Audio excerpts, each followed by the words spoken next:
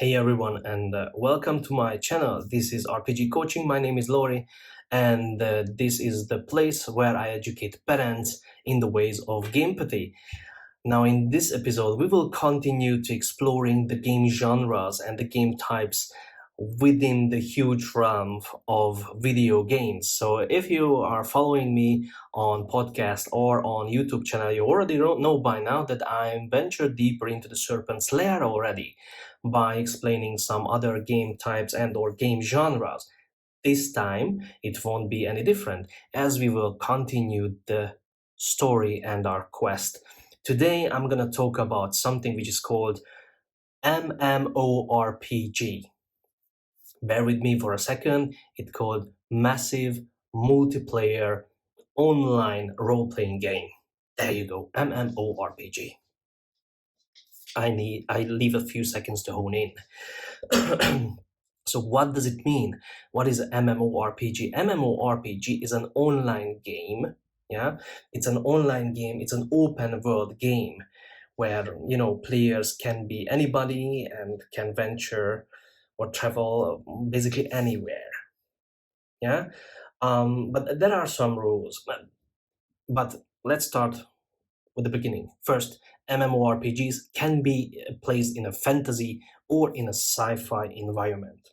Period. Or any other classes, but nevertheless, if a player joins such kind of MMORPG, it requires an account, and then the player needs to download the program to the laptop or to the console. Well, those are basically, in most of the cases, free, so players don't need to pay anything in order to play the game. Of course, there are some in-game transactions where players can buy later on better gears or change their outlook or whatsoever. But in most of the cases, those games are for free to play.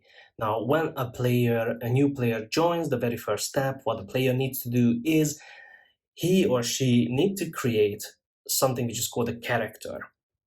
Then the player need to select a deep dive into creating a persona, an online virtual persona, starting from gender, then to something which is called character class, races, because most of those online RPGs, within the game there are several races like orcs or humans or elves or robots. You get the point here. So gender, race, class, character class, what kind of character class the player would like to play. What is a character class? Now, basically, the player can decide what type of character he or she will play. Will it be something which is called a tank, who is a robust character and who is gun blazing, kicks the door in, something, etc., or he will play a supporting class like a healer or a medic, which helps other players out. It's also important for the player to choose wisely, because otherwise he or she won't be able to change character class in most of the cases during the games. Why am I telling you that? Because tip number one, this will be also a great opportunity for you to ask this at the dining table if your child is playing an online RPG, MMORPG. You can ask this like, are you playing an MMORPG? Cool. What kind of character have you created? Tell me about it. What is the gender? What is the race? What is the, character class? And then the kid will start to, open up, yeah, and he or she will, go deeper and tell you more about his or her passion. And that is basically the step number one, of which I always talk about when I explain gamepathy, to have a better understanding and to have a better connection with your child. Now, let's go back. We were at the character creations. In most of those games, when the player finishes the character creation, there is something which is called first level character. First level characters are, unexperienced beings in that fantasy world, and your child and the gamer will start also at level 1 or level 0. It depends on the world where he or she is playing. Those characters are, the low class characters basically. And in order to grow and in order to get some experience, the player need to complete some quests. Yeah. Now, those quests are pre-written storylines or story arcs within this free world of MMORPGs, and if the player completes those story arcs, he or she will gain experience, and with experience comes also character development regarding physical and psychological stuff of the character, of course. Like, the character will be stronger, faster, he can use more magic, etc., etc. You get the point here. Now, of course, the player can choose to leave the story arc and, just explore the world on his own. Well, definitely this is not um, what I recommend for beginner players, because in those worlds also, just as in our world, there are some dangers outside. And a 0 level or a first level character is really tiny, it's really weak, he or she won't survive on his own or on her own alone in that world.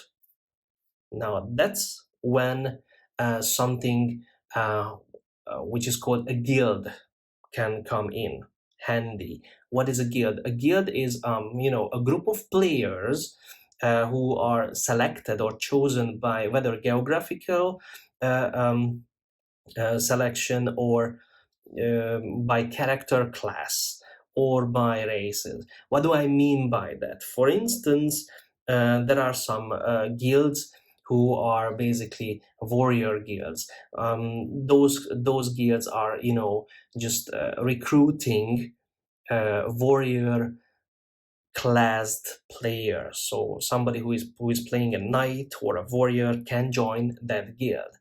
Some of the premium guilds require some experience or some character levels. For instance, you cannot join this guild until you reach level 10. I'm just saying something, but you get the point here, I guess. Yeah. So those guilds can be really fun because the player, your child, can interact with also other players, whether from all around the world or from your geographical area. Yeah. It's a great opportunity to, for somebody who is really introverted as a child to get in touch with other players, and in a virtual world. And most of these MMORPGs are safe in a sense because players are really helping out each other. Yeah. Of course, there are communities, also player communities, which the player can join. Those communities are outside the game, but can be found in forums. Yeah, maybe a forum is also attached to that specific game what your child is playing. Yeah, there the player itself can interact in, some forum entries with other players on those forums. Basically, the guilds are recruiting, or you can exchange some gear which you just looted inside the game and you don't need it.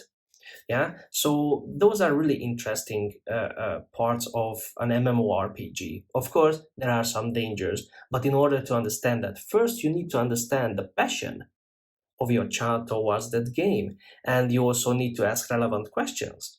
What I just mentioned previously in this episode.